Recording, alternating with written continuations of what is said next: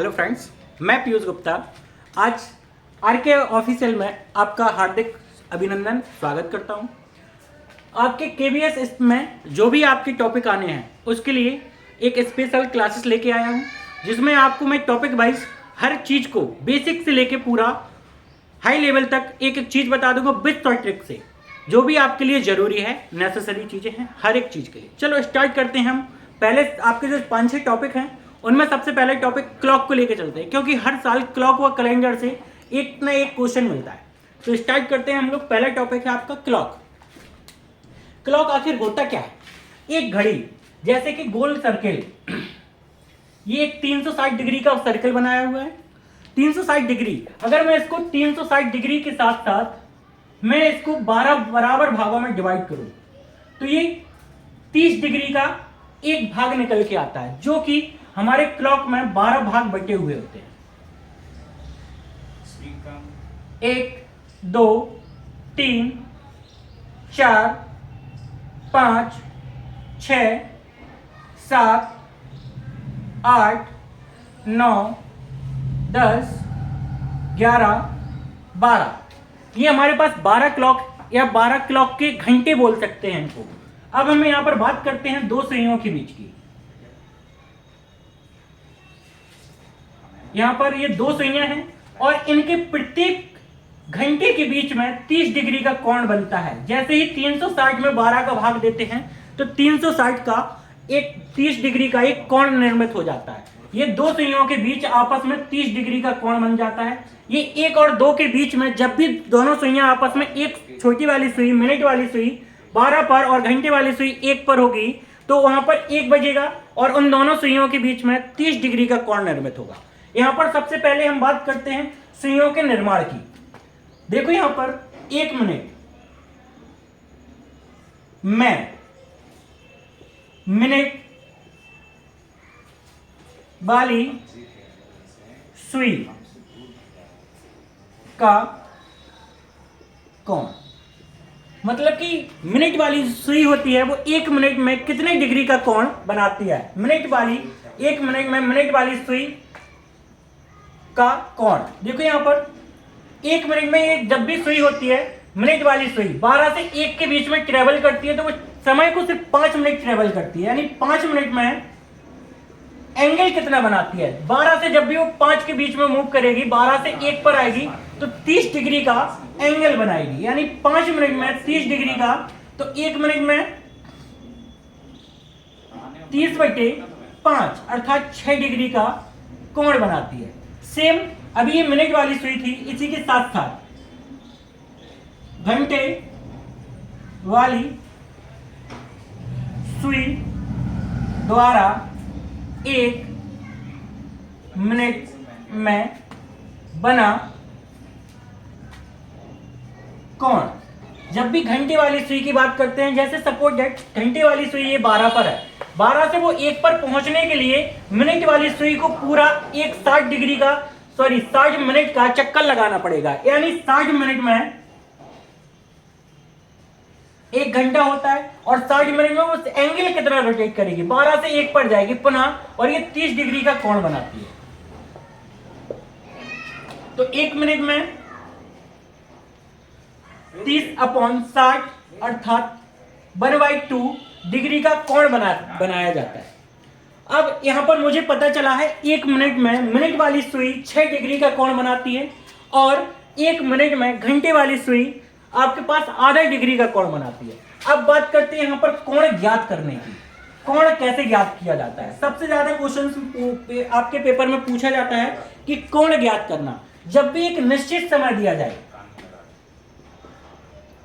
कोण ज्ञात करना,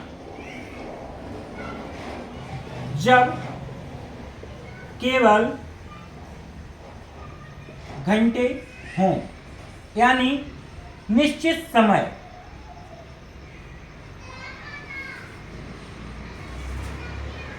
निश्चित समय आपसे पूछा जाए एग्जाम्पल, घड़ी की दोनों सुइयां 8 बजे कितने डिग्री का कोण बनाएंगी। घड़ी की दोनों सुइयां 8 बजे कितने डिग्री का कोण बनाएंगी। यहाँ पर जब भी एंगल्स की बात होती है तो जब घड़ी की दोनों सुइयां आपस में एंगल बनाती हैं तो दो प्रकार के एंगल बनते हैं, एक अंतः कोण, एक बाह्य कोण। जब भी यहाँ पर हम कोण निकालेंगे, यहाँ पर देखो मैंने आपको बताया 1 घंटे में 30 डिग्री का कोण बनता है, तो हमारे पास 8 घंटे में कितने डिग्री का कोण बनेगा। दोनों में 30 का मल्टीप्लाई कर दिया जाता है। 8 घंटे यानी 8 hours multiply by 30 degree equal to 240 angles, मतलब कि 240 डिग्री का कोण बनेगा। लेकिन ये कोण है क्या, पेपर में क्वेश्चन आता है 8 बजे घड़ी की दोनों सुइयां कितने डिग्री का कोण बनाती हैं। आपने आंसर निकाला 240, बट वहां पर आंसर 240 न होकर कुछ और होता है और आप लोग परेशान हो जाते हैं, बोलते हैं बोले यहाँ पर सर 240 निकला था 30 का मल्टीप्लाई करने पर, बट वहां पर ऑप्शन नहीं होता है। वो क्वेश्चंस को थोड़ा घुमा देता है। वो कहना चाहता है, आपसे पूछना चाहता है, जब भी दो सुइयों के बीच में एंगल बनेगा तो दो कोण बन के आते हैं, एक अंतः और एक बाह्य। 180 के ऊपर जब भी हमारा कोण जाता है तो वो अंतः कोण कहलाता है, यानी ये अंतः बोलो या उसे अधिक कोण बोलो। ये हमारा कोण क्या अंत है, अधिकतम कोण। जब अधिकतम बना है तो एक न्यूनतम भी बना होगा। न्यूनतम बनाने के लिए 360 से माइनस कर देते हैं, 360 माइनस 240 अर्थात कितना, 120 डिग्री। ये हमारा कोण निकल के आता है न्यूनतम कोण, और ऑप्शन में यही मिलेगा। अगर 240 नहीं है तो दिए गए जो भी आपका मान आए उसको 240 को 360 से माइनस कर दो, आपके पास आंसर प्राप्त हो जाता है। सपोज ऐसे देखिएगा, ये मिनट वाली सुई है और ये घंटे वाली सुई है। आपसे एंगल बनाने के लिए बात की तो दो एंगल का निर्माण हुआ, एक ये और एक ये हमारा अंतः कोण हो गया और ये हमारा बाह्य कोण, ये है बाह्य, ये है अंतः। ठीक है, जैसे ही हमने देखा ये वाला कोण निकला 120 का और ये निकला 240 का। आपसे वो पूछना चाहता था, जैसे ही आपके पास बाह्य कोण या अधिकतम कोण निकला तो वो हो जाता है 240 और न्यूनतम कोण निकालने के लिए 360 से माइनस कर दिया जाता है। जब भी 180 से ऊपर मान जाता है तो वो हमारा अधिकतम कोण कहलाता है और 180 से नीचे मान आता है वो हमारा न्यूनतम कोण कहलाता है। अधिकतम और न्यूनतम में आई थिंक कोई प्रॉब्लम नहीं होनी चाहिए। यहाँ तक जब भी आपको केवल और केवल घंटा दिया जाए तो वहां पर हमें 30 का मल्टीप्लाई कर देना है, बाकी बाद आंसर आता है। इसके बाद अब इसमें कुछ पॉइंट्स आते हैं जो हर साल हर एग्जाम में पूछे जाते हैं, पूछे जाते हैं, कोई भी एग्जाम क्यों ना हो, यहाँ तक कि यूजीसी नेट KBS हर चीज में पूछा जाता है। वो 3 पॉइंट्सों पर चलते हैं। आपसे क्वेश्चन नहीं करता, वो सीधा का सीधा सिर्फ 2 लाइनें पूछ लेता है। पूछता है घड़ी की दोनों सुइयां किस समय अतिव्यापन नहीं करती, या घड़ी की दोनों सुइयां 12 घंटे में कितनी बार अतिव्यापन करती हैं, या एक सीधी रेखा में होती हैं। तो इनके लिए अभी हम आपको पॉइंट 3 लिखवा देंगे, उनसे आपका सारा काम हो जाएगा। अब यहाँ पर जब कोण ज्ञात करने की बात कर रहा था, जब हमारे पास केवल घंटा था तो मैंने कोण पता कर लिया। अब जब घंटे और मिनट दोनों हो तब कैसे ज्ञात करना है। जब घंटे व मिनट दोनों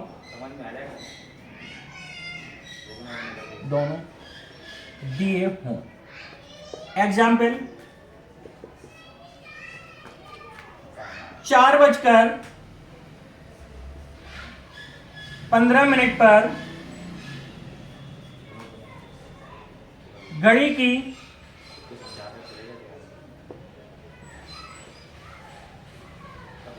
दोनों सुइयां आपस में कितने डिग्री का कोण बनाएंगी। यहां पर घड़ी की दोनों सुइयां 4:15 पर आपस में कितने के कोण बनाएंगी। इसके लिए हमारे पास एक फॉर्मूला है,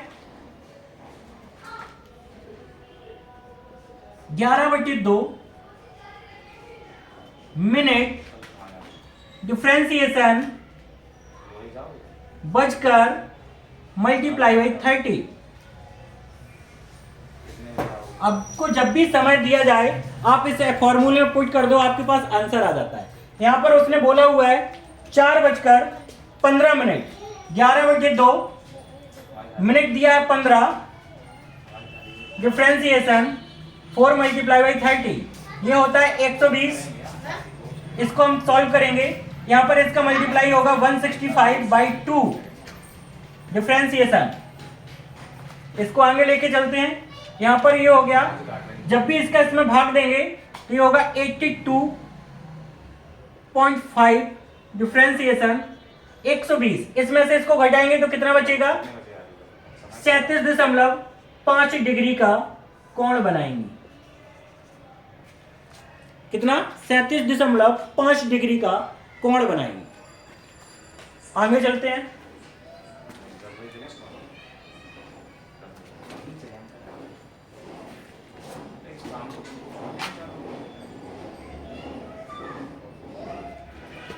एक क्वेश्चन और आपसे बोला जाए 7:22 पर कितने डिग्री का कोण बनेगा। यहां पर देखो 11/2, 22 है ना, 22 डिफ्रेंसिएशन 7 मल्टीप्लाई बाई 30, ये हो गया 210, डिफ्रेंसिएशन इससे इसको काटेंगे 11 का मल्टीप्लाई 11 में करेंगे 1 to 1। यहां पर घटाना है, जैसे ही घटाएंगे हमारे पास बच के आएगा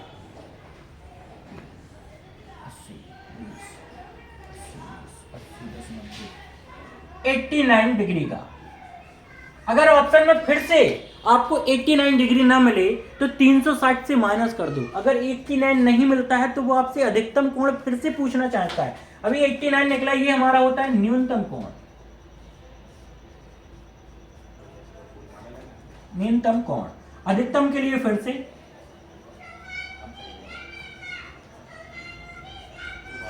बोलो 360 माइनस 89, हमारे पास ऑप्शन आंसर आ जाएगा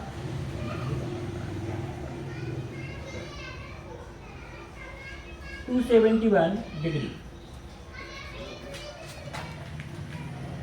अब आपसे 3 पॉइंट्स बताते हैं, उन पॉइंटों को बहुत ध्यान से रखना, याद करना, क्योंकि वो पॉइंट बहुत ही ज्यादा इंपॉर्टेंट है।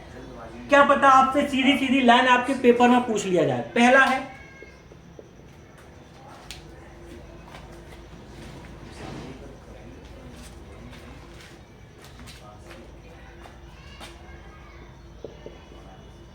घड़ी की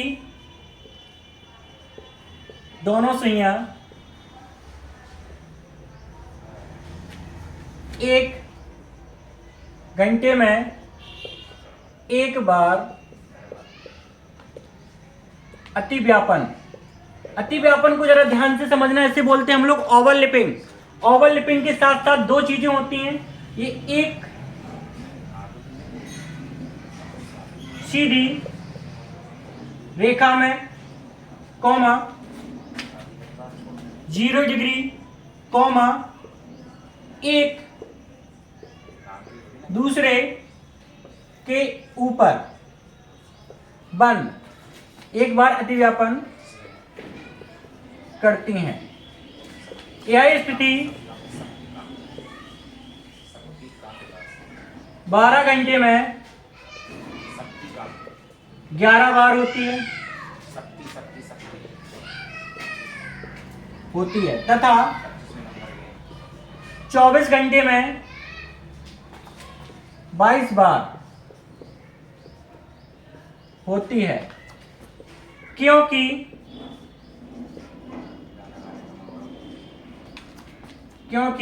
12 से 1 के बीच अतिव्यापन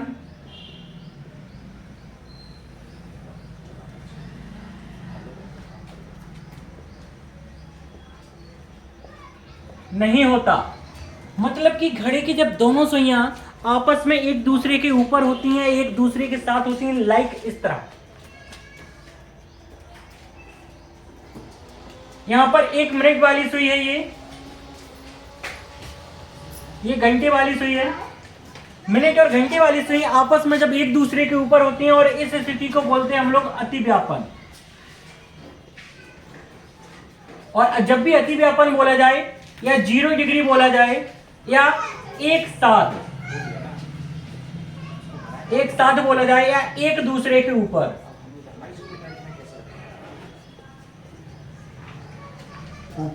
तीनों ही कंडीशन में 0 डिग्री आपको रखना होता है मान। जब भी यहाँ तीनों आते हैं, देखो आप घड़ी की दोनों सुइयां एक दूसरे के ऊपर भी हैं, एक सीधी रेखा में भी हैं, और जब दोनों सुइयां एक साथ आ जाती हैं तो वो 0 डिग्री भी बना देती हैं, और उसी केस को बोलते हैं हम लोग ओवरलैपिंग केस। आगे चलते हैं, इसी का दूसरा पॉइंट होता है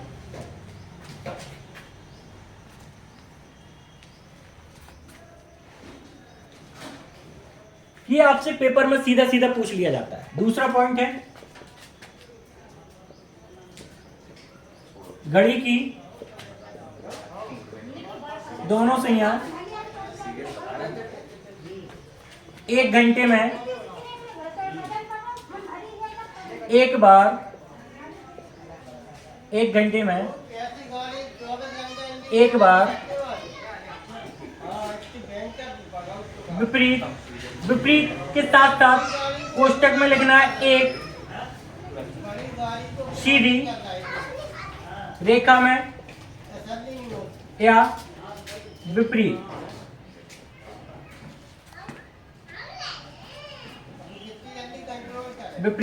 या 180 डिग्री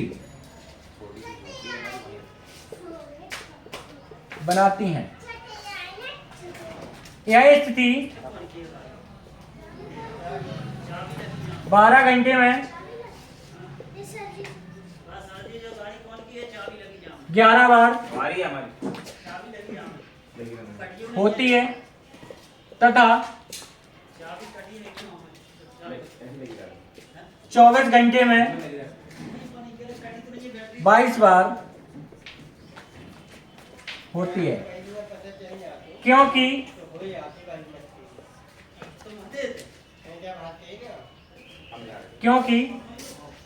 6 से 7 के मध्य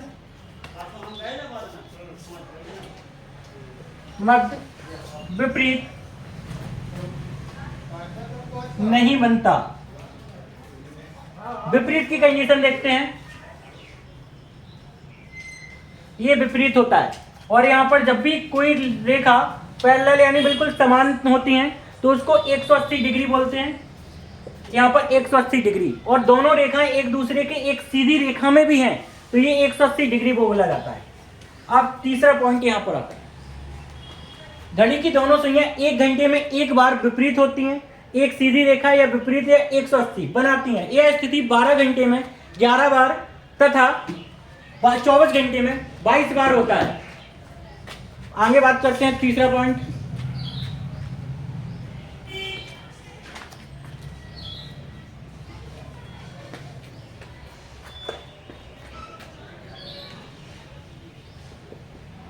घड़ी की दोनों सुइयां 1 घंटे में 2 बार समकोण बनाती हैं।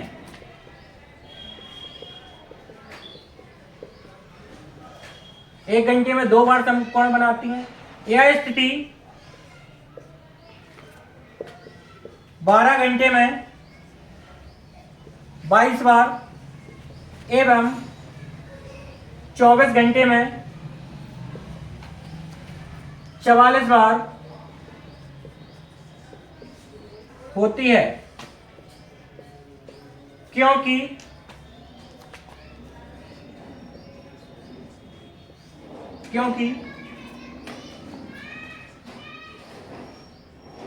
2 से 3 व 3 से 4 एवं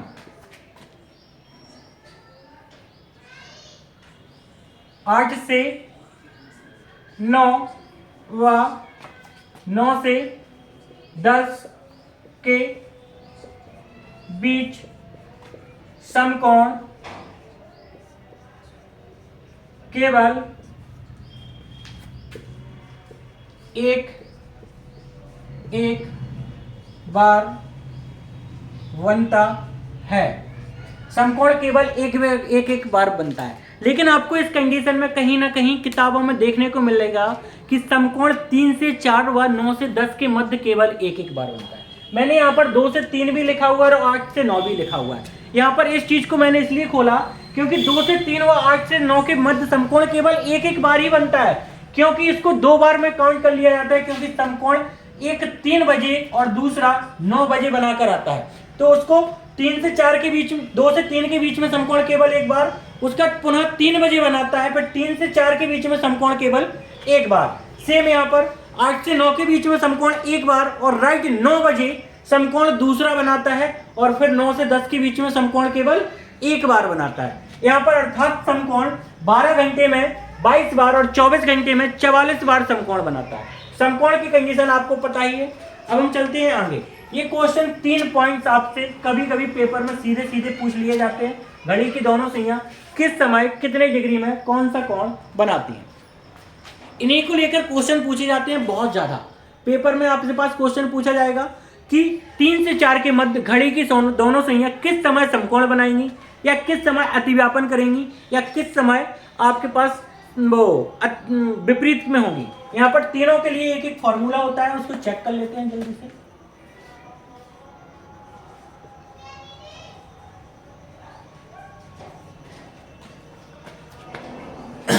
दो बटे 11 कोष्टक में A1 multiply by 30 plus minus A2। यहाँ पर A1 व A2 दो वैल्यू हैं। A1 होता है पहले वाला समय, यह है स्थिति। स्थिति में हम लोग कंडीशन रखते हैं अतिव्यापन। जब भी अतिव्यापन बोले 0 डिग्री एक सीधी रेखा में, जब भी एक सीधी रेखा में बोलता है वहां पर मुझे दो वैल्यू निकालनी पड़ती हैं, 0 डिग्री और 180 का दोनों का मान रखिए, अर्थात 0 डिग्री व 180 डिग्री दोनों का मान हमें अलग अलग रख के निकालना पड़ेगा। उसके बाद आता है एक दूसरे के ऊपर अर्थात 0 डिग्री, विपरीत 180 डिग्री, समकोण 90 डिग्री। हमें इन तीन चीजों को, चार को चेक करना है। आगे हमारे पास फॉर्मूला है, वो आपसे क्वेश्चंस पूछेगा। क्वेश्चन में आपको बोलेगा एग्जाम्पल, नोट कीजिएगा। देखिए यहां पर पहला एग्जाम्पल, 3 व 4 के मध्य दोनों सुइयां किस समय अतिव्यापन करेंगी। यहां पर दो चीजें दी गई हैं। समय मतलब कि A1 आपके पास 3 है, A2 आपके पास अतिव्यापन स्थिति होता है ना, अतिव्यापन मतलब कि 0 डिग्री। बात करते हैं फॉर्मूले में, 2/11 A1 मतलब कि 3 गुणा 30 प्लस माइनस 0। यहां पर मैंने दो सिंबल बताए हुए हैं फॉर्मूले में, प्लस और माइनस। जब भी 0 डिग्री मान रखते हैं तो वहां पर प्लस ये लगा दो या माइनस लगा दो, कोई भी इफेक्ट नहीं पड़ता है। जैसे ही हमने यहाँ पर 0 की जगह और कोई संख्या रखते हैं तब हमें चेक करना होता है। यहाँ पर जैसे ही हम 90 डिग्री यानी समकोण की बात करेगा तो 90 के लिए एक बार प्लस लेंगे और एक बार माइनस सिंबल का यूज करेंगे। जब भी माइनस लगाएंगे तो वो पहले वाले हाफ में बनेगा, मतलब कि आपका फर्स्ट हाफ जो भी होगा उसमें आपके दिया गया समय बताएगा, और सेकंड हाफ में जैसे ही आप प्लस का सिंबल यूज करोगे जो समय आएगा वो आपके सेकंड हाफ में आता है। यहाँ पर मैंने 0 डिग्री पुट किया हुआ है। जैसे इसमें गुणा करेंगे 30 या 90, 2/11 मल्टीप्लाई बाई 90, 9 दूनी 18, 180/11 मान आ जाएगा। 11 का इसमें भाग देंगे, 11 एकम 11, 7 बजेगा। 11 एकम 11, 7 बचा, 11 6 66, 4/11। यहां पर देखो, मतलब कि आपके पास एक समय आया, मिनट निकल के आते हैं ये, तो इसको लिखा कैसे जाता है? 3:16 सही 4:11 पर दोनों सुइयां अतिव्यापन करेंगी, यही आपका आंसर है। 3:16 सही 4/11। आगे बात करते हैं दूसरा।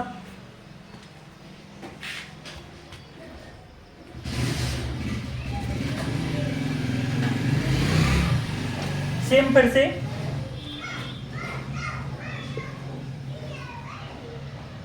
5 व 6 के मध्य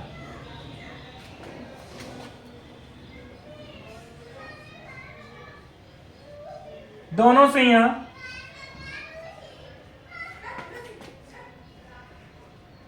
किस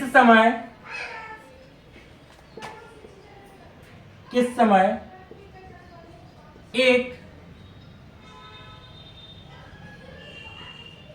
सीधी रेखा में होंगी। यहां पर अब एक सीधी रेखा है, मतलब कि मुझे दोनों फॉर्मूले निकालने पड़ेंगे। A1 आपके पास है 5, A2 में है सीधी रेखा मतलब कि 0 डिग्री और 180 डिग्री।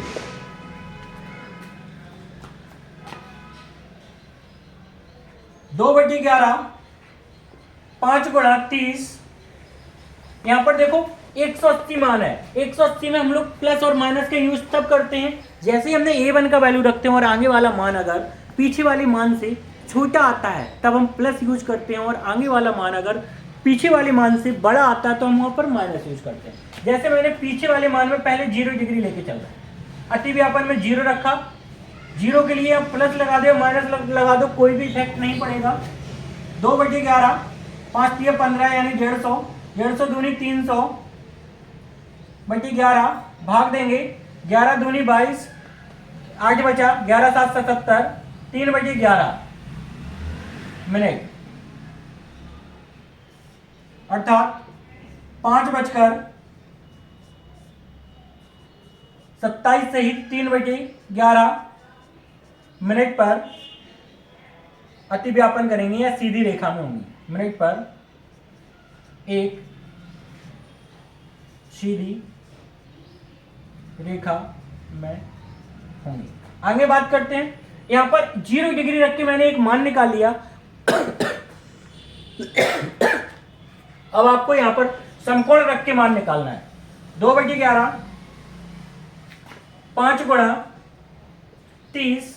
यहां पर देखो 180 से मान रखना है, मतलब कि पीछे मुझे 180 रखना है। अगर आगे वाला मान 180 से कम है तो 180 से कम है आगे वाला मान तो प्लस यूज कर देते हैं, और अगर 180 से ज्यादा है तो हम उसे माइनस यूज कर लेते हैं। 2/11 5 × 15 150 प्लस 180, इन दोनों को जोड़ेंगे मान कितना निकल के आएगा? 5 × 15 330, 330 में 2 का गुणा होगा यानी 330 660/11। इन दोनों को कैंसिल करेंगे अर्थात 60 मिनट। जैसे ही 5 में हम लोग 60 मिनट जोड़ेंगे तो बनाएगा 5 बजकर प्लस 60 मिनट। 60 मिनट को 1 घंटा बना लेते हैं। जैसे ही 60 मिनट की बात आई है ना तो ये 1 घंटे में कन्वर्ट हो जाता है, और जब घंटे में कन्वर्ट होता है तो हम लोग क्या कर देते हैं, उस वैल्यू को मान रख देते हैं। जैसे इस चीज को नीचे दिखाई ना दे रहा हो तो यहां से चेक करते हैं इसको। ये 60 मिनट आया तो हमने क्या किया, 5 बजकर 60 मिनट, 60 मिनट को 1 घंटा लिखेंगे यानी 5 आवर्स प्लस 1 आवर, तो कितना हो गया 6 बजे। 6 बजे दोनों सुइयां क्या होंगी,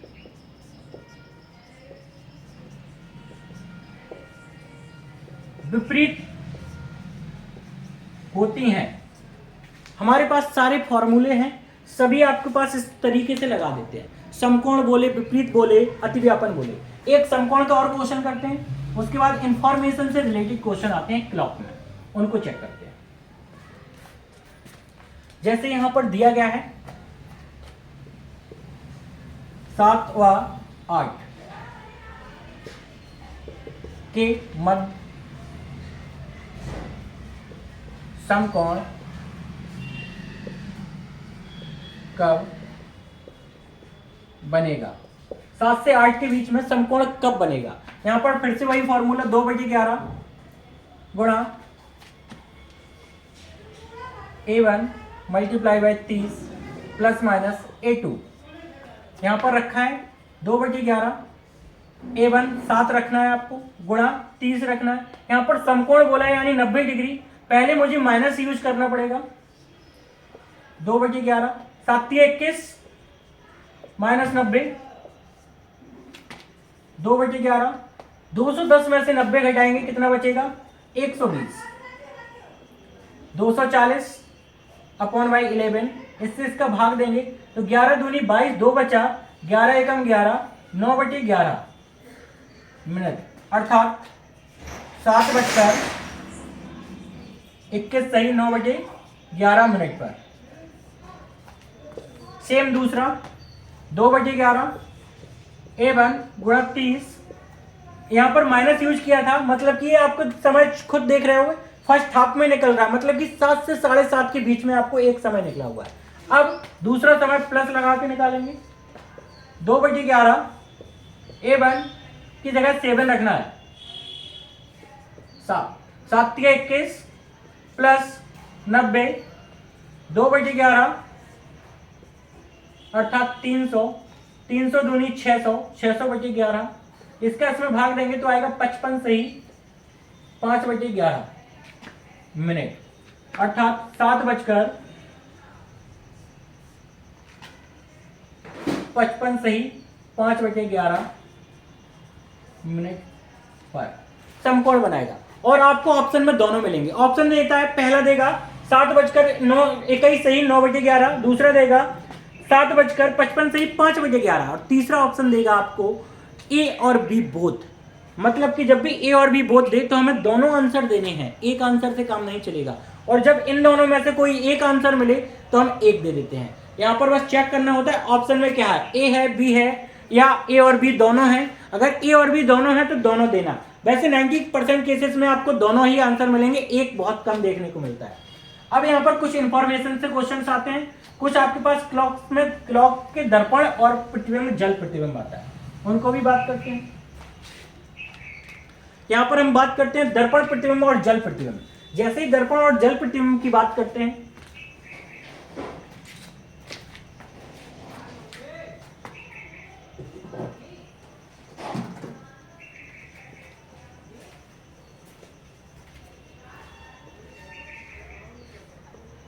दर्पण प्रतिबिंब एक समय दिया जाएगा या एक क्लॉक दी जाएगी, इस तरह से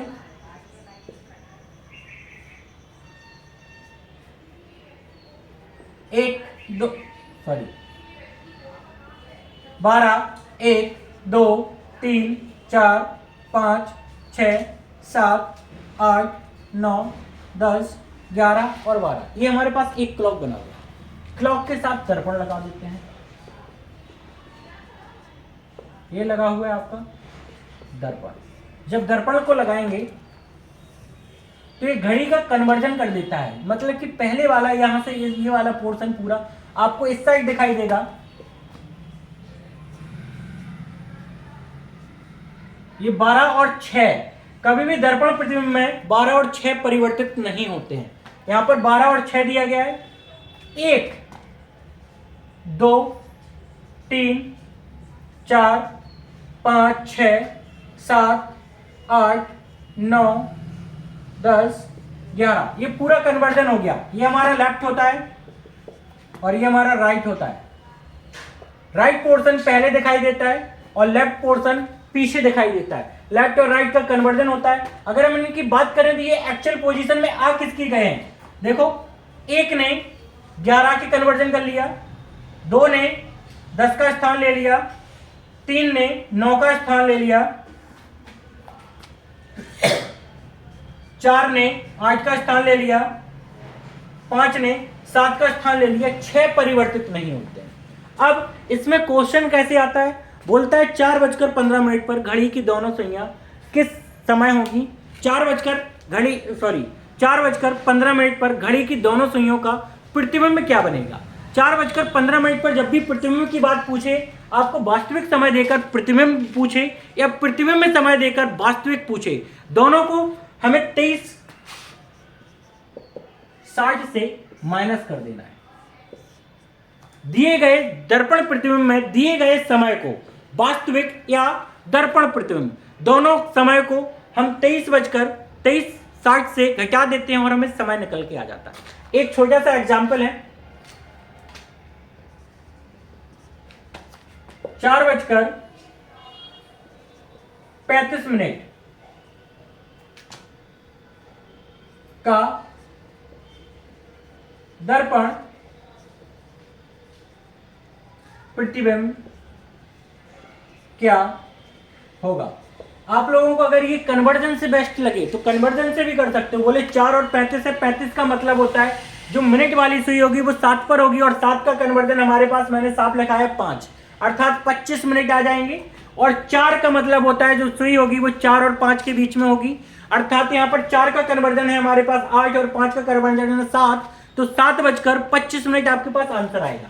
मैं चेक करता हूं यहाँ पर दिए कर सॉल्व करने के लिए। एक आपके पास फॉर्मूला दिया गया 23:60 से इसको घटाना होता है। 4 माइनस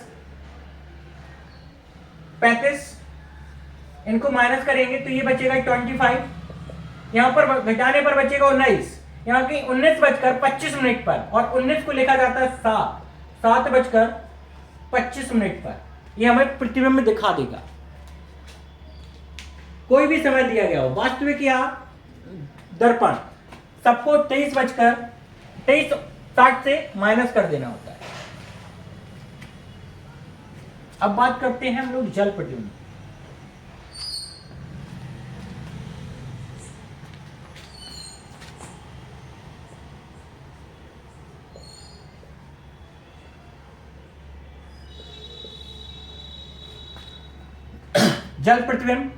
जल प्रतिबिंब में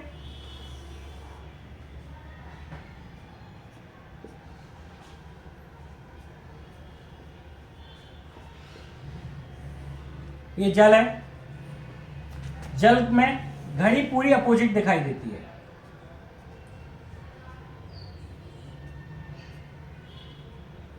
ये हमारा 12 है, ये 6 है, ये 3 है, ये 9 है, 1 2 4 5 7 8 10 11।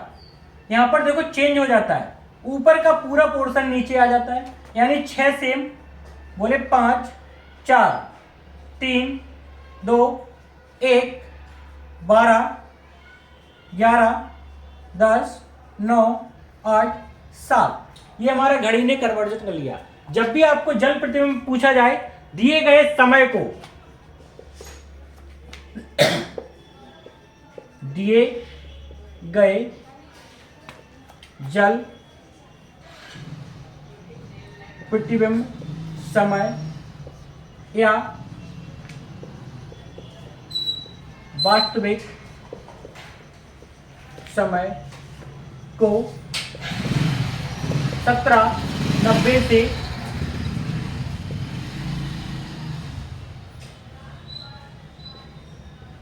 घटा दिया जाता है।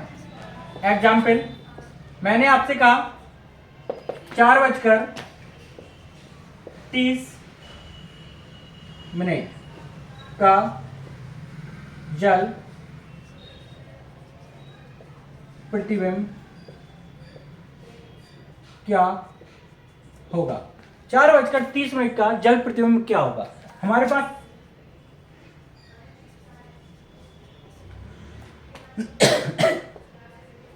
1790 दिया गया है, इसको 4:30 से घटा देते हैं। यहां पर समय दिखाएगा 60, यहां पर घटाएंगे तो दिखेगा 13, यानी 13 का मतलब होता है 1, और ये 60 मिनट का मतलब है पूरा का पूरा 1 घंटा, यानी 13:60 का मतलब हो गया 14, अर्थात 2 बजे।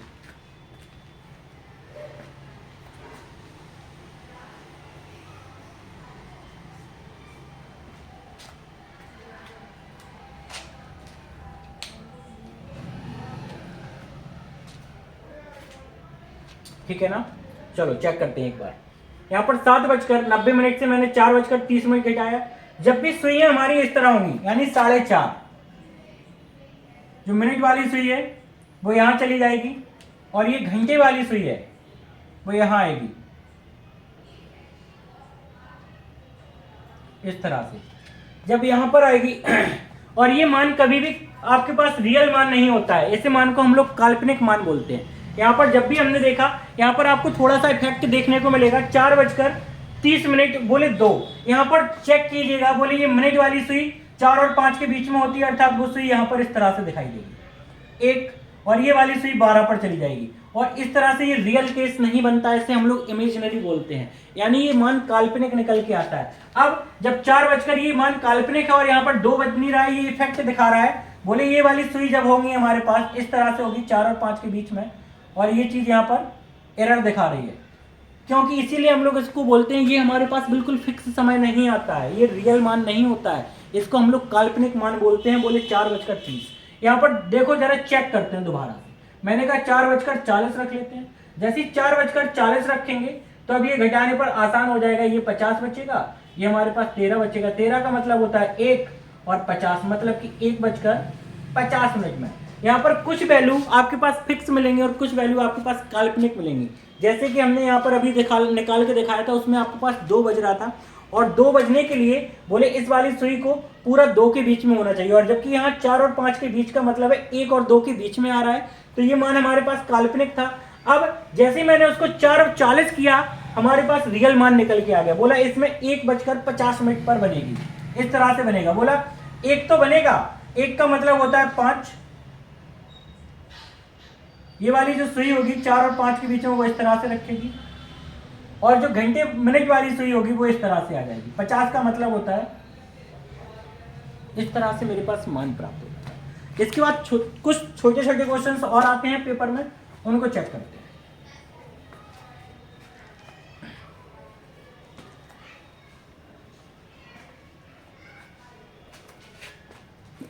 बात करते हैं हम लोग काउंटिंग में टाइम की। अब हम टाइम को कैसे डिनोट करते हैं। जब भी हमें केवल और केवल क्लॉक की बात की जाए तो हम अपने घर के क्लॉक की बात करते हैं। जब भी आपको वो 24 घंटे वाले क्लॉक की बात करना होता है तो वो आपको एक स्टेशन की घड़ी बोलते हैं, क्योंकि स्टेशन की घड़ी में ही सिर्फ 24 घंटे होते हैं। जैसे कि एक छोटा सा क्वेश्चन है, एक घड़ी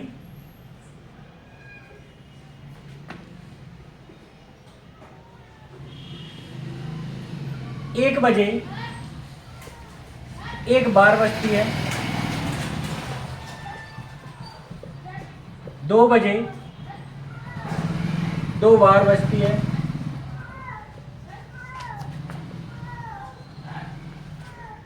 3 बजे 3 बार बजती है।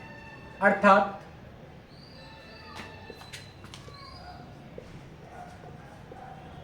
जितना समय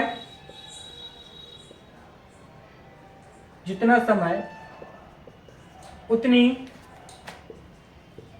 ही बार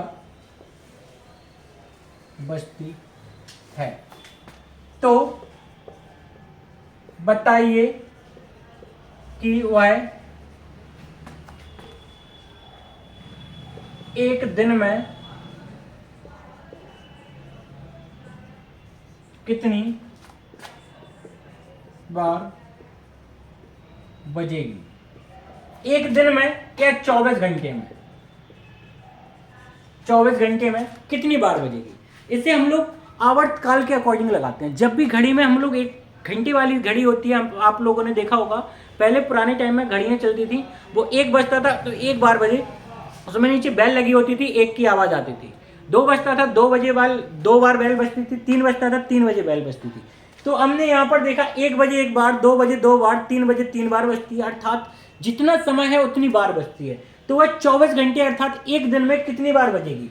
तो इसके लिए फॉर्मूला होता है n+1/2, अर्थात एक क्रम निकालने के लिए। घड़ी हमारी जब भी चलेगी तो 1 बजे से स्टार्ट होगी, 1 2 3 12 बजे तक। एक क्रमांक हो गया, इसे सीरीज बोलते हैं। 1 से लेके 12, यानी n बराबर कितना हो गया आपके पास 12। जब n बराबर 12 है तो सॉल्व करते हैं 12 प्लस 1 अर्थात 2, इसको काटा 6 बार 6 गुणा 13, 78 बार। ये 78 बार हमारा कब निकला, केवल 1 से लेके 12 बजे तक, 12 घंटे में। और जब घड़ी नॉर्मल होती है तो 1 से लेके 12 के बाद दोबारा 1 से लेके 12 बजता है, तो यही टाइम 2 बार घूमेगा। बोले 1 से 12, 12 से पुनः 1 बजे तक, अर्थात इसको डबल कर देंगे, कितनी बार बजेगी, अर्थात 156 बार बजेगी। क्लॉक में आपके पास छोटे छोटे क्वेश्चंस मिलते हैं समय को लेकर, ट्रेवल को लेकर, इंफॉर्मेशन गिविंग के लिए, इसलिए आप इन छोटी छोटी चीज़ों को देखना। ज़्यादा से ज़्यादा आपके पास 5 नंबर का KVS PRT में आपके पास एग्जाम में आने के लिए है। रीजनिंग तो 5 नंबर में वो जो भी चीज़ें देगा ना बहुत सिंपल देगा, आप लोगों को बिल्कुल भी परेशान नहीं होना है। जितना भी आपके पास रीजनिंग में कोई भी दिक्कत है उसके लिए मैं आप लोगों को हर तरह से हेल्प करने के लिए रेडी हूँ। आपको पर डे एक टॉपिक मिलेगा, छोटे छोटे टॉपिक देंगे जिससे आपकी KVS में 5 नंबर की रीजनिंग में आने की पूरी गारंटी है। आपका दिन शुभ हो, बकाया KVS अच्छे से देना। Thank you all of you.